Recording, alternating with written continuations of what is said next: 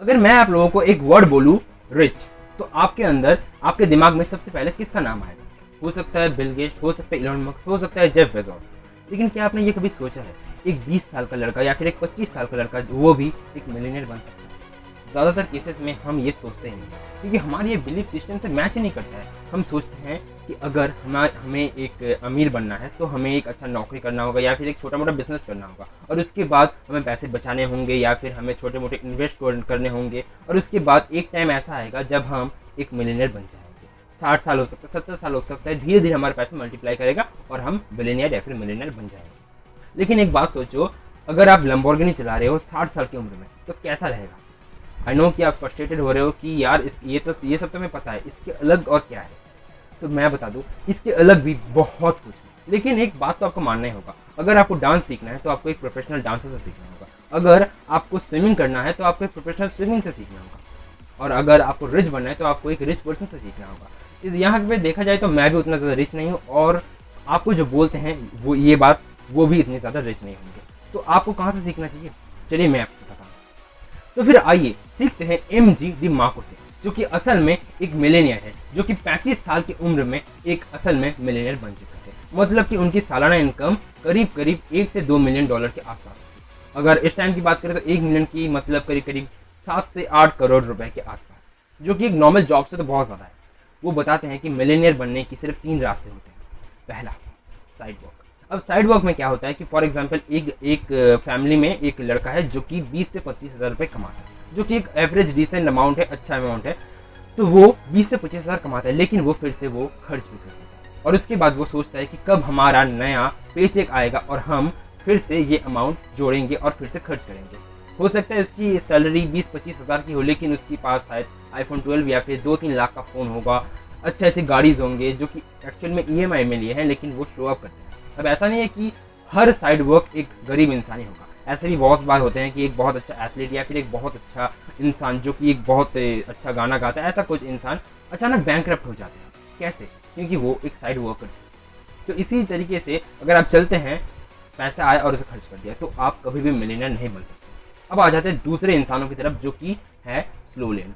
अब स्लो लेन में मैंने आपको पहले ही बताया कि कैसे लोग आते हैं, कैसे लोग करते हैं, कैसे लोग गरीब से अमीर बनते हैं, लेकिन इसमें भी बहुत ज़्यादा रिस्क है। अगर फॉर एग्जांपल कोई क्राइसिस की वजह से, जैसे अभी कोरोना चल रहा है, तो उस टाइम पे आपका बहुत से लोगों के जॉब छूट रहे हैं, तो उस टाइम पे आपका बहुत ज़्यादा रिस्क हो जाएगा, या फिर बहुत से ऐसे परेशानी आपको आ सकते हैं। तो ऑथर इसी टाइम के लिए एक बहुत अच्छा सॉल्यूशन निकाले हैं, एक बहुत अच्छा चीज़ बताया है, जिसके मदद से वो खुद एक बहुत अच्छा मिलियनियर, एक बहुत अच्छा पैसा क्रिएट कर सकते हैं, और वो है बिजनेस।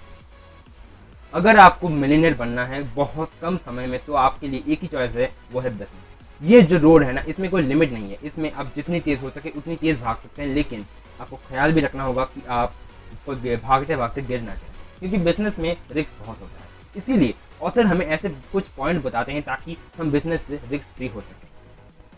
तो चलिए इस पॉइंट को बड़े अच्छे से एनालाइज करते हैं। तो point number 1, command on your business. आपके अपने बिजनेस के ऊपर ज़्यादा से ज़्यादा कमांड होना बहुत ज़रूरी है, वरना ऐसा एक दिन आएगा कि आपको स्टीव जॉब्स की तरह अपने ही कंपनी से निकाल दिया जाएगा किसी प्रॉब्लम की वजह से।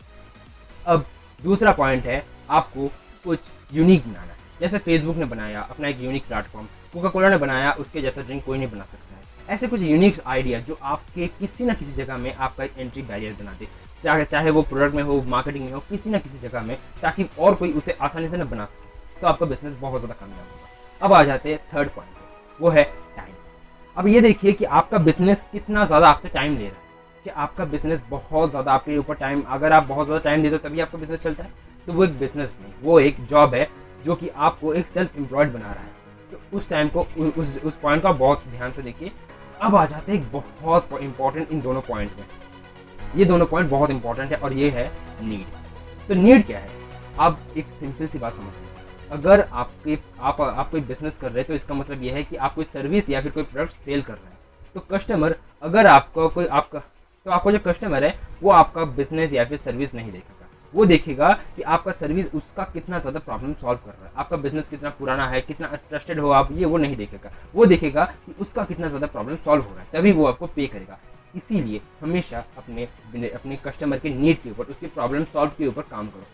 और फोर्थ पॉइंट, जो कि एक बहुत ही ज़्यादा इंपॉर्टेंट पॉइंट है, मुझे पर्सनली लगता है, और वो है क्या ये बिजनेस फ्यूचर में स्केल करेगा या फिर नहीं। अगर आप एक कॉफ़ी शॉप खोल ले तो वो सारे शायद चीज़ों को कैप्चर कर सकता है, वो सारे पॉइंट को याद रखता है, लेकिन वो शायद फ्यूचर में ग्रोथ ना नहीं हो। लेकिन हाँ, अगर आप मैकडॉनल्ड्स के जैसा कुछ बनाते हो जो कि शायद फ्यूचर में फ्रेंचाइजी उसका बिक सके, तो वो एक बहुत अच्छा आइडिया है। अगर इन 5 में से 4 या फिर 3 भी अगर वो आपका बिजनेस पूरा कर रहा है ना, तो आपका बिजनेस बहुत अच्छा है और आपको बहुत अच्छा मुनाफा भी होगा। बट मुझे पर्सनली अभी भी लगता है कि बहुत से लोगों को अभी भी लगेगा कि बिजनेस बहुत ज़्यादा रिस्की है और ये हमें करना नहीं चाहिए ऐसा कुछ।